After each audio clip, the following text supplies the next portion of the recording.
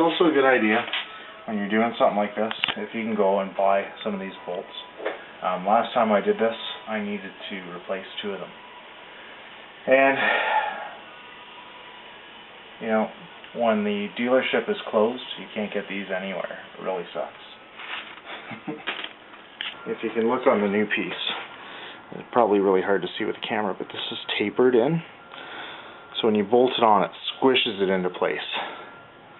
So what I'm trying to get is this part out. So it's a little bit tricky. It'll come out. Alright? Yeah, I could do that too.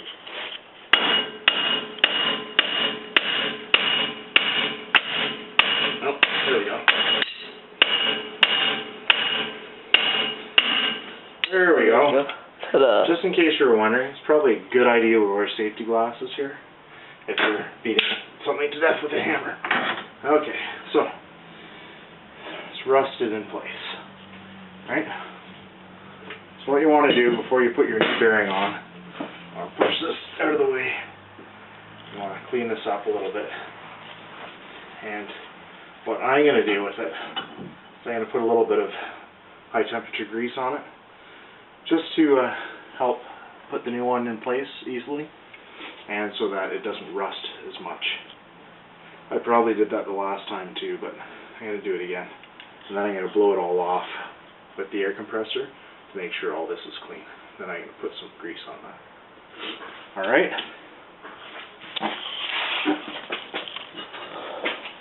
So here's the old one. Looks much the same as the new one.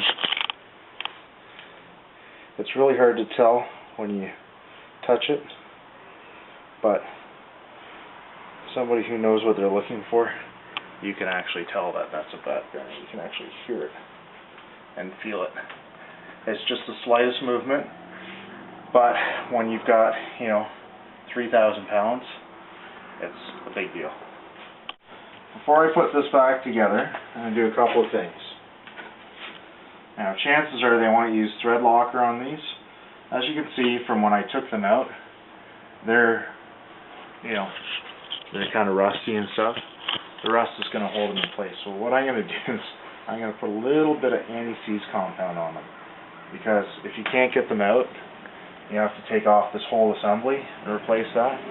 That's even more work with more parts that probably aren't going to want to come out. You're going to have to replace these on these Dakotas every 2-3 years. So that's a lot, so you want to be able to service them. So a little bit on each one.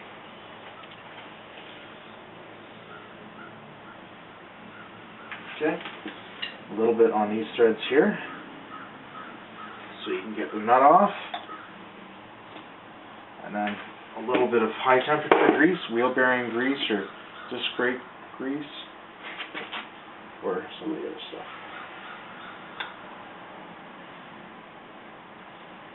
Now these splines engage the wheel, but I just want to be able to get them on and protect them, so a little bit of grease isn't going to hurt them at all. Okay, and then around here, not only is it going to protect it from rusting for a little while, but it's going to allow this to set in properly, to seat properly. So when I crank it in, it'll go in hopefully nicely.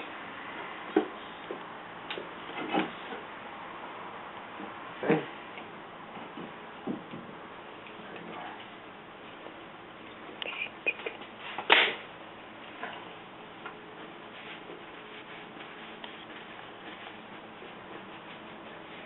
So,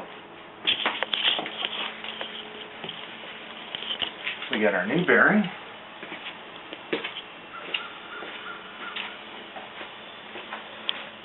Shop around for these. I got this probably $160 cheaper than from the dealer.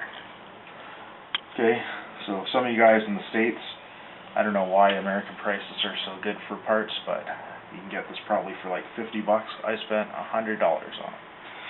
So, how much would they charge you for this at the dealership? This is non-ABS, so it's cheaper. It doesn't have an ABS sensor in it.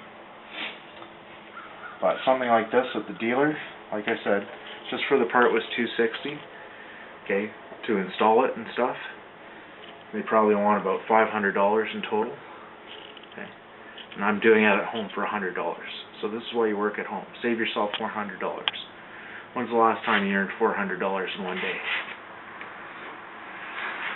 So, just put this on, line it up with the threads, slide it in place, okay. Turn it, and then we're going to bolt it in. Okay? So take our bolts.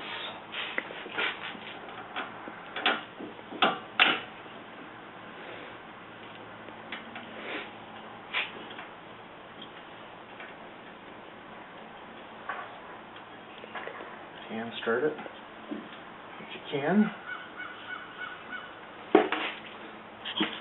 There you go. Tighten it up as much as you can with your ratchet.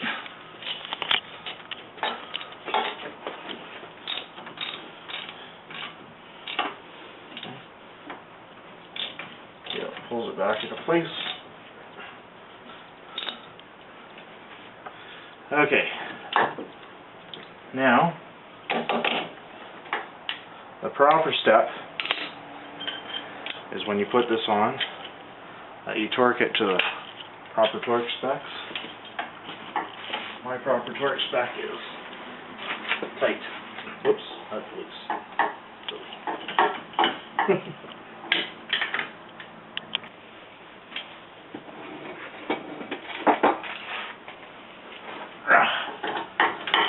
Okay, here's one. Turn the wheel again so you can access the other two.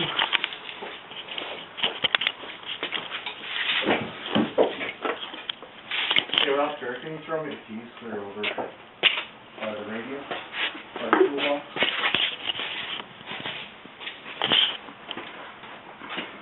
Thanks, sir.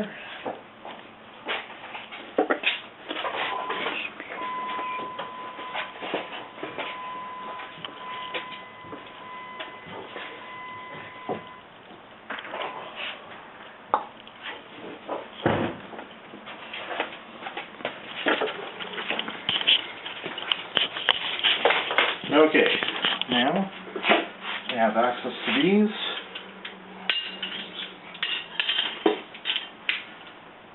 So tighten them first with your ratchet.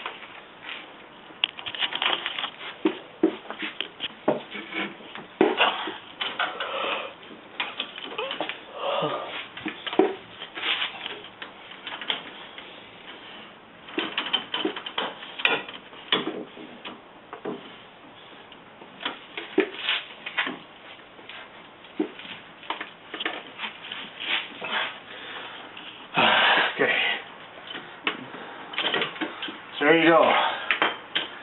One shiny new wheel bearing. You're out of breath, and your wheel bearing is in. Now, we can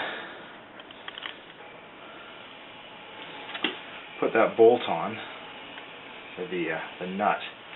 The problem is, remember, we can't get the cotter pin in with the wheel on, so it's wheel on, wheel off. What a pain in the butt. Anyway, $500, 400 that you're saving. So not that much to pay. It'll still take you this long to sit at the garage. Alright, so I'm going to straighten the wheel out.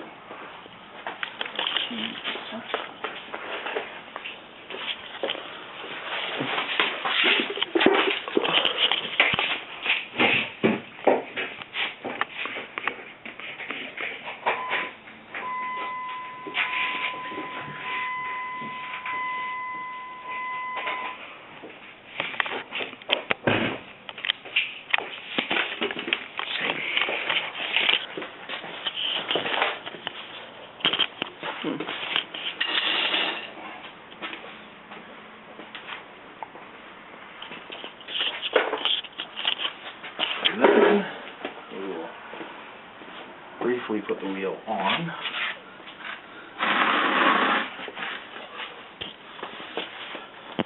Oh, before we do that, we should put the brakes on, no?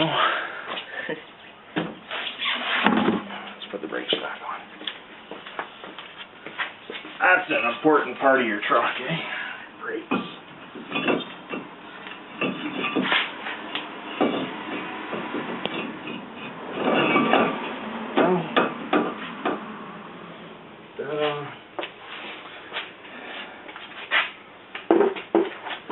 Now, sometimes you'll have to, when you're dealing with the brake lines here, oops.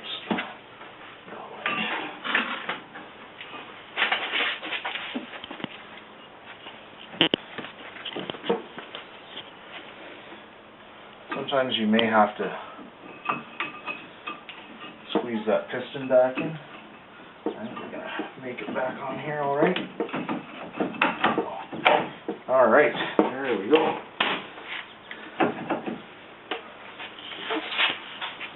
That doesn't look so good at the bottom.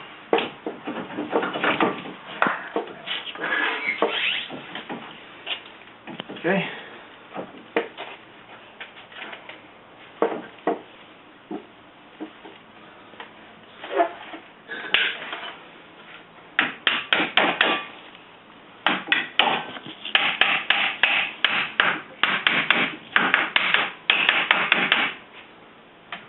Tap it in place there. Now, you gotta get these bolts in. These bolts actually supposed to move kind of freely.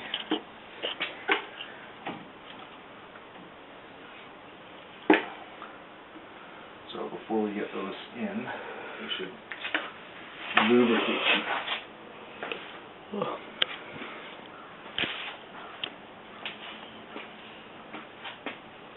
Where are my channel locks?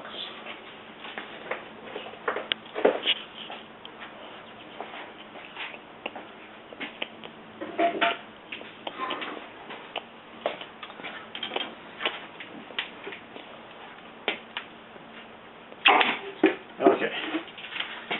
These guys right here should move somewhat freely. So we're going to leave them up.